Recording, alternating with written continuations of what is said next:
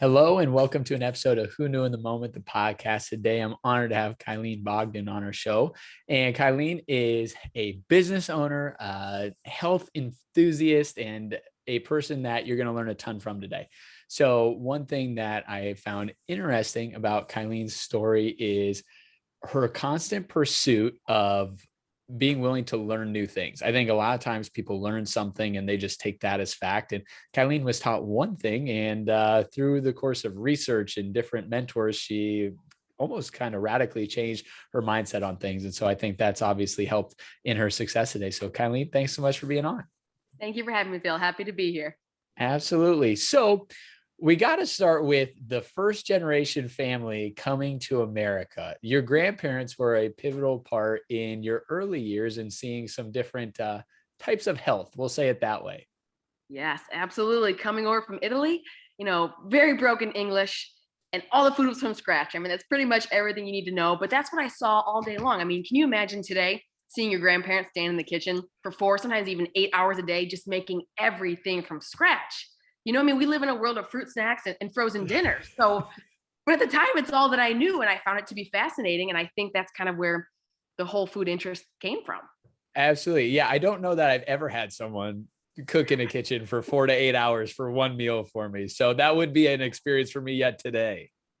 Right. Worth it though. Totally worth it. Oh, you're not wrong. When you get one of those great home cooked meals, it's like, yes, it was well worth the time that was invested. Right. Now, as you were growing up, you were in sports. Track was one of your favorites, and you had a kind of an epiphany, and you noticed that, all right, when I'm eating well, I typically perform better. And when I don't eat as well, I have not as good times or not as good results. So talk a little bit about making that connection there. Right. So, and it sounds so simple and basic, but it wasn't just, oh, I feel better, I recover faster, my muscles aren't as sore, but it was like, oh my gosh, I'm not as groggy today, or my sinuses don't feel so clogged. This is crazy. Here, this whole time I thought it was allergies, and it was a certain ingredient or a certain food, or my favorite. I was that high school athlete with a face full of acne. I ate garbage all the time. I was the old school athlete with the chocolate milk and the sports drinks and the, protein bars that were basically candy bars. Yeah.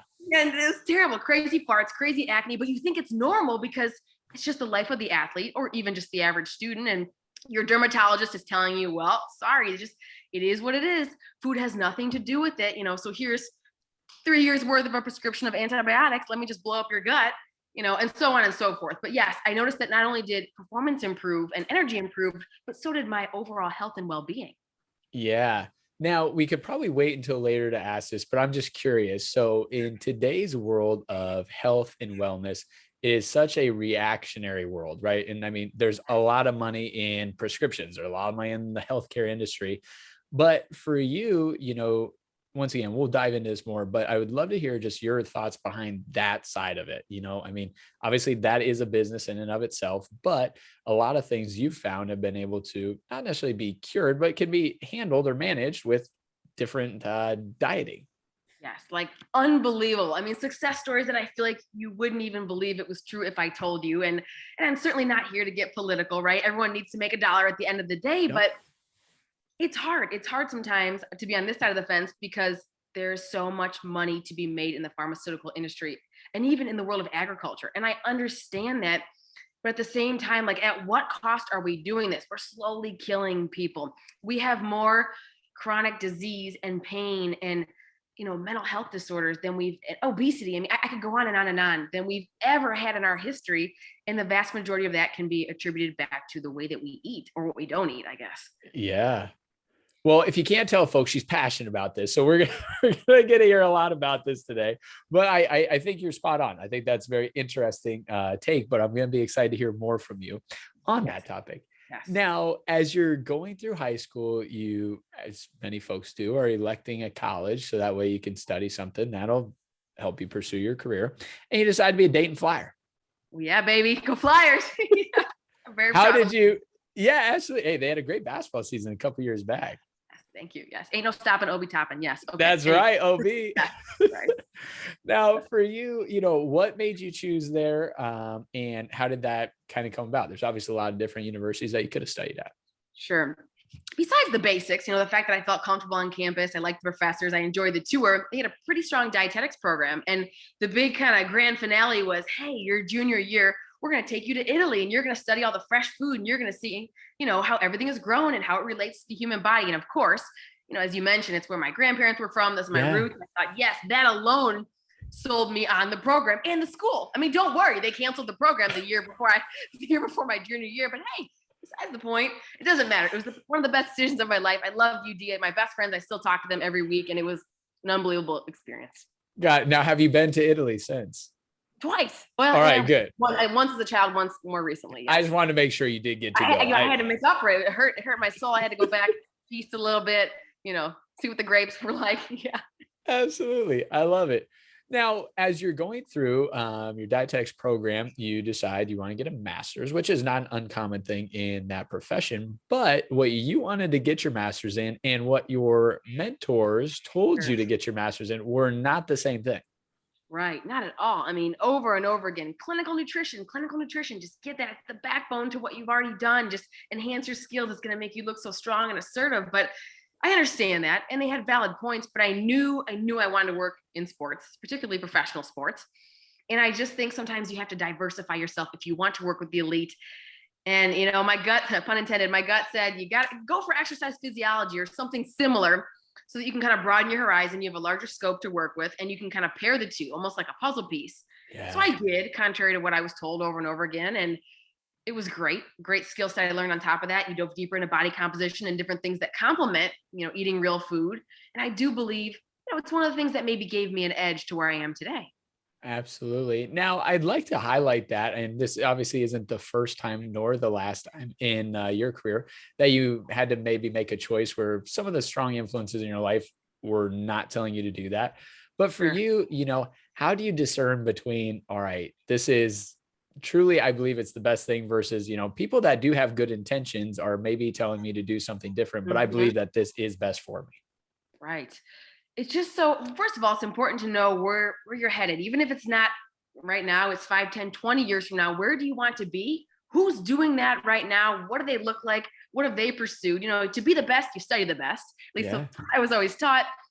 And, and we'll get into this later, I'm sure, but that's also why I dove into functional nutrition and all these advanced certifications that were once considered, well, when I was in school, considered hogwash and voodoo and, very contrary to what you're taught as a conventionally trained dietitian. But again, I saw the greatest of the great in the world of pro sports, the Tom Brady's. You love him or you hate him. I get that. But either way, he's extremely talented. He eats a certain way. He's doing well for a reason.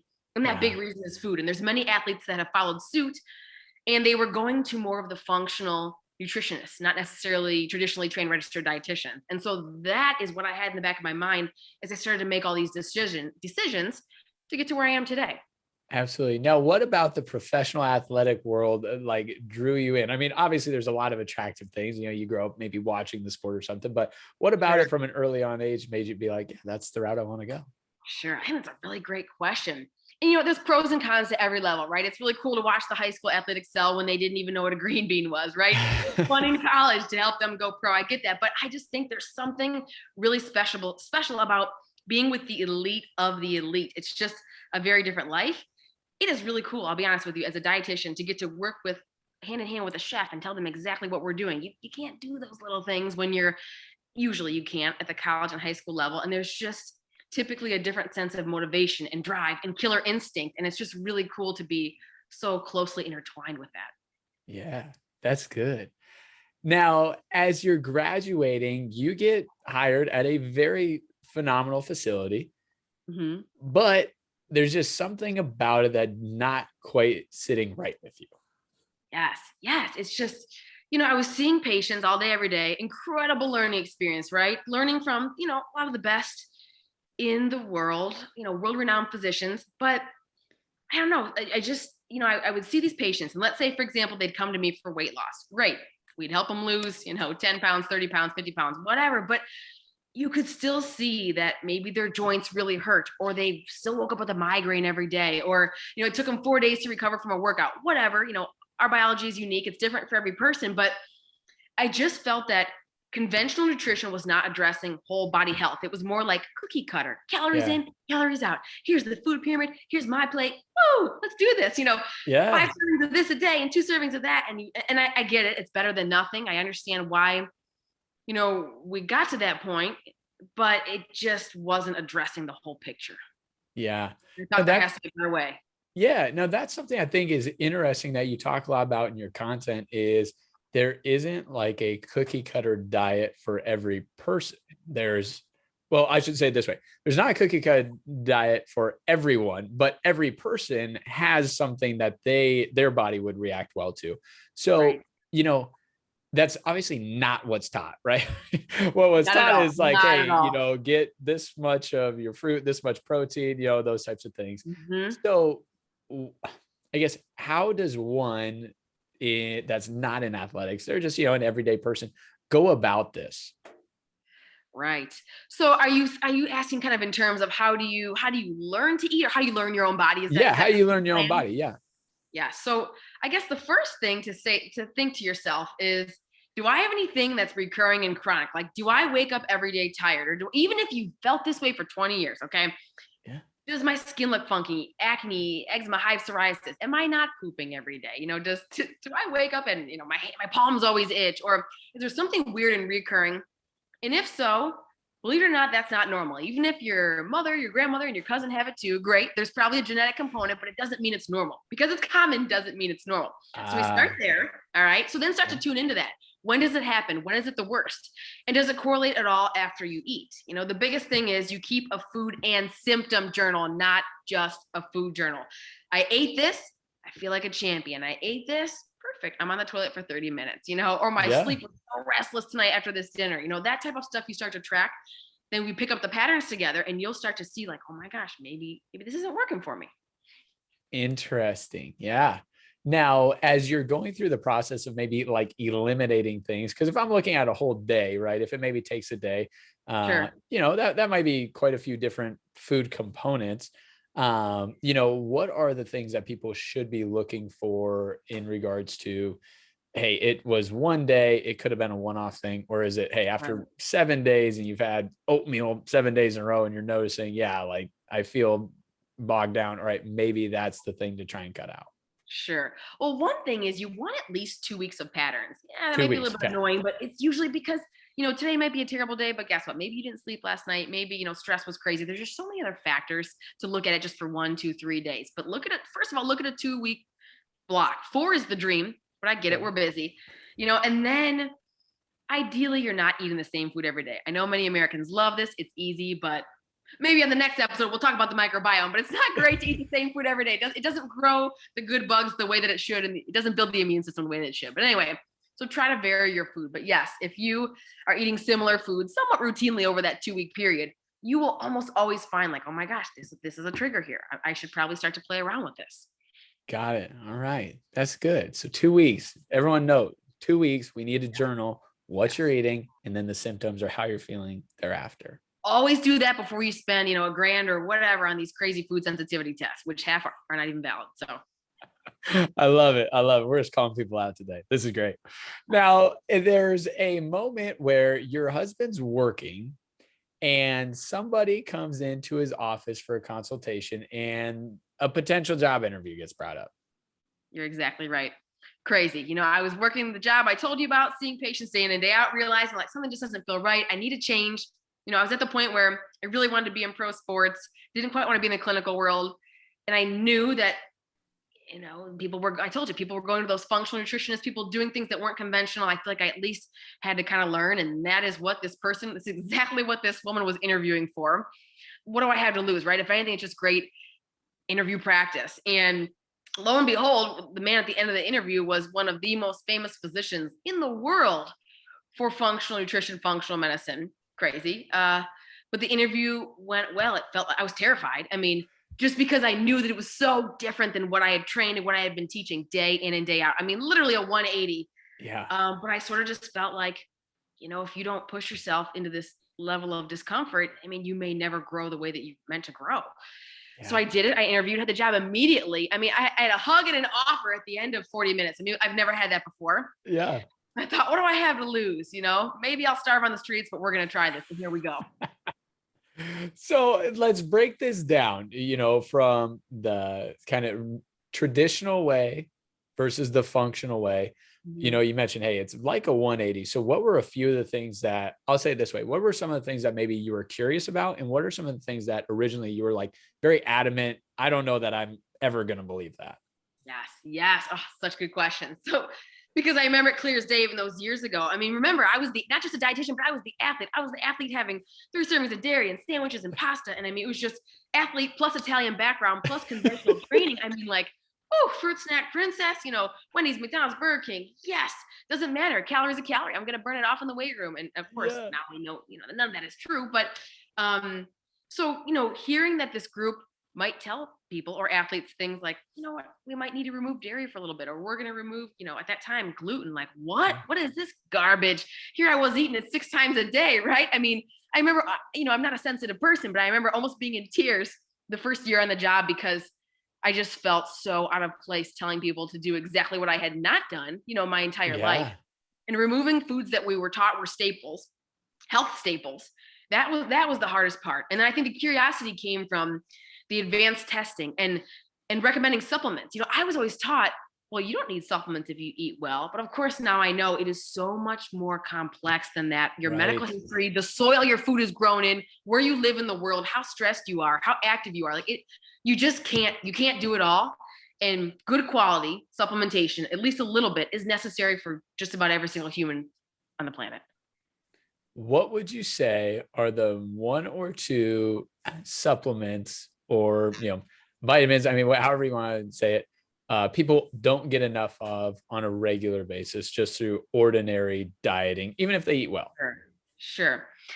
A little different depending on where you live, but on the whole, I think one of the most general safe ones is magnesium. It's responsible for over 300 enzymatic reactions in the body, and almost all of us are deficient.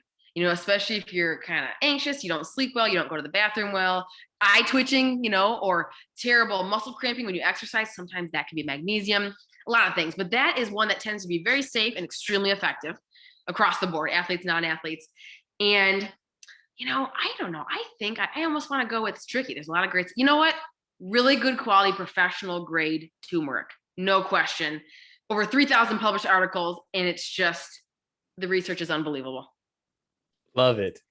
I got to go get me some of both of those because I know I'm not taking it. Help you with it. Yep. We're preventing cancer. Yeah. Recovery, everything. I love it. So the Birdman, shout out to the Birdman, the Cleveland Cavaliers from a few years back. So, hey, that was my very first consult, by the way. Yeah. Oh man, I can't wait to jump into this. Yes. Okay, go ahead. But okay. Right. No, you're good. This is great. So something that is curious to me on just actually the dieting side, right? So diets come in fads, right? I mean, whether it's Atkins or, whatever it is, right? And it works for certain people, sometimes for a period of time, and then it burns out and it goes back. Other people truly adapt to that. So my question, I guess I'm wondering is like, for people that it does work for, is it possible that that type of a diet is actually good for their specific body? Or is that maybe a misconception? Yes. Also, very intelligent questions. I'm so impressed. Halfway through, I'm so impressed. So, and it's tricky because it just really, really depends. On the whole, though, no. Usually what it is that they saw results quickly and they became very compliant.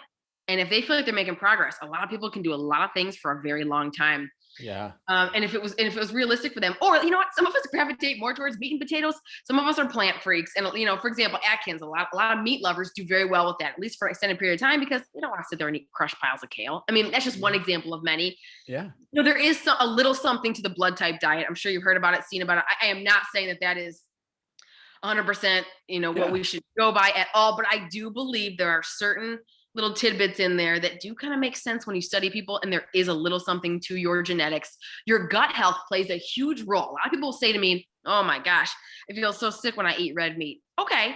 But instead of saying, no, don't eat that red meat, I am going, as a functional dietitian, I'm going to tell you, well, no, let's fix the gut. Was it the years of antibiotics for your acne that ruined the gut? Or was it, years of reflux meds or birth control that ripped apart, or years of NSAIDs as an athlete that ripped apart your microbiome, your gut, and therefore you can't digest food the way that you once did. Fix the root versus telling someone not to eat something, maybe. I mean, that kind of plays a role too. Yeah. So I had a gal, Lauren Vanderpool, on the show, and she is a celebrity chef. And in our conversation, she was talking about how she learned that dandelions are good at helping, certain things preventative in cancer. When I was like, I didn't even know people ate dandelions. She's like, well, yeah, Sure. you wouldn't go pick it from your yard and eat it, Yeah, but it's a little bitter. yeah, Mm-hmm. yeah. But you could add it to things, whatnot. And I think for me, even, playing college athletics and whatnot, it's like talking to people that are professionals like yourself. It's like your mind is open to things that I didn't even know what turmeric was, until I Did started I? listening to you talk about it. Oh. Yeah. Okay. Really? Okay. Oh, Yeah. yes. Very powerful spice. But I'm sorry. Keep going. No, you're good. So yeah, it's just, it's interesting that there's all these natural organic things that exist out there that, I mean, I would say I'm I would say I'm probably in an upper echelon of people that cares about what they're eating and whatnot. And I just have no idea about that stuff. Sure. That's awesome. Well, and rightfully so. If I didn't learn it at an advanced level nutrition school, how would the average person know? And it's constantly changing. And we're Right. learning so much, literally sometimes every day. New studies are coming out every day. So it's just, of course you don't know. And I guess that's why I love my job so much. And I pride myself on doing a good job, because there's no way. I feel like I'm a beacon of hope for people, because there's no way you could know everything. I can't even know it, but at least since I'm doing it all day long, I'm in the trenches, I can sort of be, an extension to help. Absolutely. Now, to get back to the chronological story, sorry, I got off track. We were working with you quoted this person as being the godfather of, functional nutrition and whatnot. Mm-hmm. So talk a little bit about getting to work alongside someone that's, at the, pinnacle of their craft, their knowledge base. Sure. And not only was he we can say Dr. Mark Hyman, he's very well known. You can, research him, really great books, really great articles. So not only was he brilliant, but he had lived through a lot of sickness and health issues and was forced to learn nutrition, on a personal level. And when it's personal and professional, the learning that comes alongside of that, for at least from my standpoint, was unbelievable. I am not exaggerating to you when I said sitting next to him in a meeting, 30 minutes of information, 30 minutes of hearing him speak was so much more profound than me sitting in college for 4 years, at a great institution.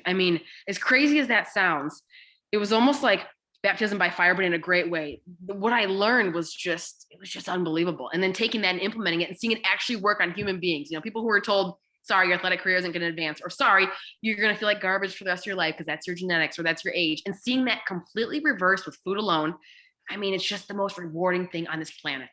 Yeah, that's good. So as you're working there, you're learning, you're getting more knowledge, and you get the opportunity to go speak at a conference. Mm-hmm. And at this conference, there might be somebody that becomes a future employer, we'll call business partner, at the conference. Yes. Dream job. Perfect example of you never know who you are speaking to, and you just never know who's going to hear your message and who might need you at that time. And lo and behold, someone that worked in professional sports in the NBA had listened in on a presentation, and oddly enough, they were looking for a dietitian, specifically maybe one that was more functionally trained. And they just said, all right, why don't you just come interview? But their interview is, hey, get in front of a podium, make a presentation, and speak to everyone in the institution, from the lawyers to the chef to the coaches to the whatever. So we did it. All right, here we are. And it worked. And that was how I broke into professional sports. Yeah. So let's just talk about that, right? It's a lifelong dream, but I'm sure there's a little bit of a intimidation to make a presentation to, a front office or, a basketball organization. So what type of preparation did you do to get ready for that presentation, that interview, if you will? Sure. Oh man, just so much time and effort perfecting every little slide. My personality is not the spell check personality. And let me tell you, I must have done it 17 times, just really digging into the research, putting my best case studies up there. Really trying to not be cookie cutter, black and white, practicing out loud with my microphone, real life examples, and just, I guess, it comes from the heart. I think you can tell by speaking to me that it's just what I love. It's what I believe in. I think that does come across, but just really making sure that the presentation matched my passion.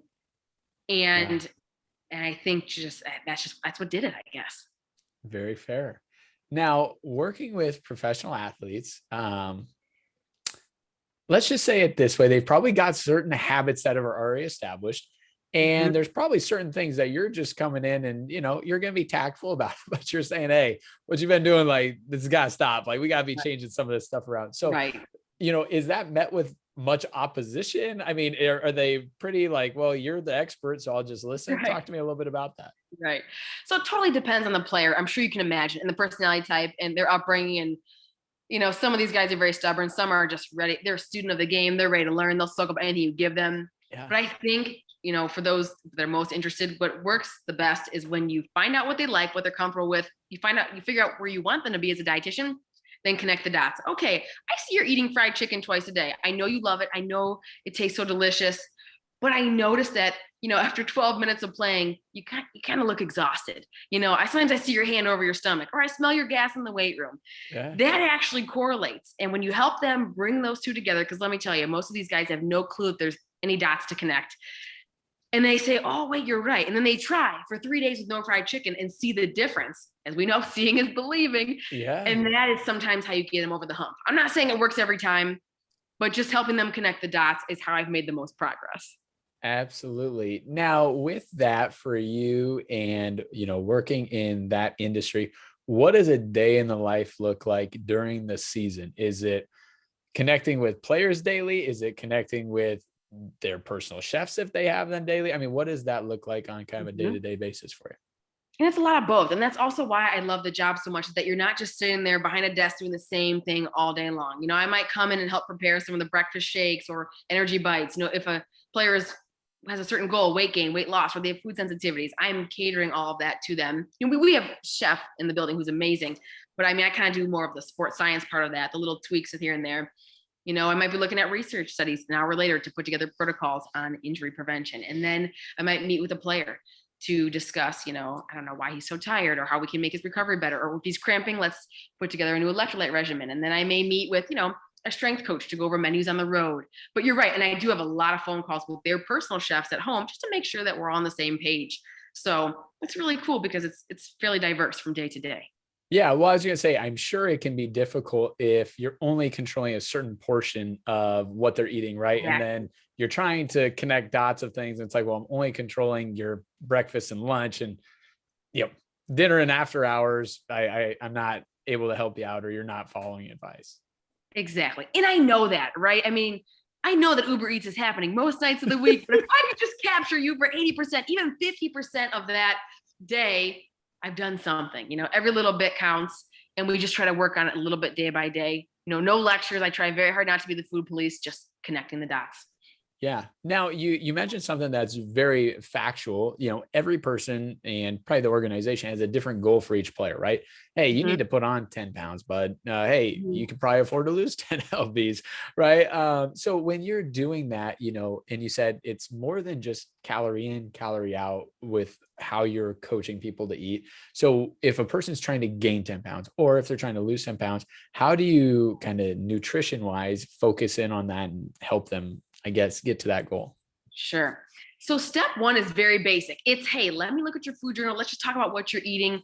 Sometimes it's just as simple as, okay, we need 1,000 more calories a day. Great. Let me help you make the protein balls. Let me get you 2 extra shakes. Sometimes it's just that simple. They're literally not eating enough or eating too much. But then if we do that for a little bit, or if their food journal is excellent and they're still not gaining lean mass or whatever it may be, that's when I dive deeper into functional testing. So for example, if I see a player is working his ass off and he's not really making progress, I might do gut testing to figure out if he's actually digesting his food. I mean, this goes for you and I as well. You could be Yeah. eating the most perfect diet in the world, but if your gut is not working, is not digesting your food, I don't want to say it's a waste, but you're certainly not going to make the progress that you're hoping for, even if you have the best strength coach in the country stand next to you in the weight room. So Right. I might look to see, like, do you have the enzymes you need? Or have you been living with silent reflux for 10 years and no one bothered to dig into this? Yeah. Because when you're not digesting your protein, it's not plugging itself into the muscle. Boom, like that type of thing. So that's kind of where we go next, Interesting. Man, got about a right? thousand questions, but it's like, how do I Have just I formulate one? converted you to functional nutrition? Come on, it's so I'm a cool. convert. I'm a convert for sure. Saving lives out there, just saving lives. I love it. So as you're progressing with, inside the organization, because you've been with them how long now? 5 seasons, going into the sixth. 5 seasons going into six. I have no idea. So I had Dave Love on the show, and he's an NBA shooting coach. And I go, how do you get evaluated as a shooting coach? Right? I mean, it's like, it's not your fault if the guy takes a bad shot and misses it, but you're the shooting coach. So I mean, you got to be evaluated at some level based on performance or shooting. So for you, what does that look like in regards to like end of year evaluations or end of season evaluations and things like that? Sure. And that's where I think, we're kind of in our own silos during the season. We're all grinding. We're all kind of paying attention to what, our little blinders are on. We're doing our work. And so it is hard. And there's no way to possibly know, what your colleague is doing. And that's why I think it's so important, again, for anyone hoping to break into the field, to track your own data, to, what you've been doing, what you've created, who you've helped do what player has gained this or lost this, or what player, has less anxiety because you help put together the right supplements, to kind of fix that loophole, and you remove food sensitivities that help him recover faster and sleep deeper. And I just think, not only can you look at it when you see the player, okay, all right, this guy did gain 15 pounds, or wow, this guy's body fat's down to, 9%. Awesome. I mean, that part's obvious, right? You can see that. Yeah. But I think sometimes just tracking yourself as a dietitian, like, all right, work with this many guys, we're seeing this kind of progress, less injuries, or, rehab went much better this time around, or he was this compliant with this many supplements. I just think just having that data there and ready and available is really how you would evaluate a role like mine. Yeah. For the in season, I mean, it's rigorous, right? I mean, these guys are playing every other night or back-to-backs and whatnot. From a eating standpoint, though, I mean, do you try and keep it relatively similar in regards to like quantity of certain, nutrients and things, so that way kind of the body is used to it? Or is it, hey, days before games, like I remember when I was a kid, it was always, to your point, go have the spaghetti supper and eat a bunch of it so you can get all energized up. Exact same. Like how are my organs still functioning? I don't know. Right. Yeah. Or so how does that kind of differ on like a day-to-day or a game day versus a non-game day for what you're coaching or teaching them? Right. So, and it really, really does differ quite a bit, and from player to player as well, right? I mean, a lot of it, though, was just me watching the games, watching these guys move and seeing like who played this many minutes, who looked like junk, who did this, that, and then tailoring the next day for sure. This guy needs double the protein, or this guy needs to be better about his electrolytes or whatever. But, leading up to the games, it's hard because you ride that fine line of building the rapport and doing a great job, but also doing your job, right? I can't just say, oh, well, you're the star of the team, so it's okay if you have Chick-fil-A every day. It's Popeyes, ain't no thing, right? You can't do that. Popeyes is a fried chicken over in this part of the U.S. Not sure if you know yeah. that is, but okay, all right. So, but anyway, so it's more of like, okay, I know that your soul just loves that fried chicken. Great. Let's make sure we do it post game. Please don't do it pre. In fact, let's not even do it 2 days leading up to this game. And you have back-to-back coming, so we have to try a little bit harder. I know you want to bathe in a pile of chocolate and gummy bears. Okay, but let's do it on Saturday. If the game was Friday, that type of thing. It's a little bit of negotiation, and that I think is kind of where you find that sweet spot of they can play a little better because they feel better, but they still get to have their little happy ending the next day. Yeah, absolutely. Now, how about on the hydration side? You mentioned, the sugary drinks and the chocolate and milk and all those things. What are some of the, I guess, things that people should be taking in from a hydration standpoint and maybe have been misled on thinking are good hydration things and probably shouldn't be taking it? Sure. A few rule of thumbs here that everyone can take home is that if you're an athlete, at least water is great. Water should always be the primary source. We know this, right? We've learned this since, first grade. But if you're training hard day in and day out, you can't just drink water. Like, you wouldn't believe how many elite athletes think they're doing themselves a favor only drinking water. I mean, you lose so many electrolytes in your sweat.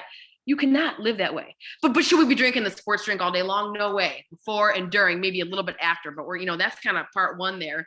Yeah.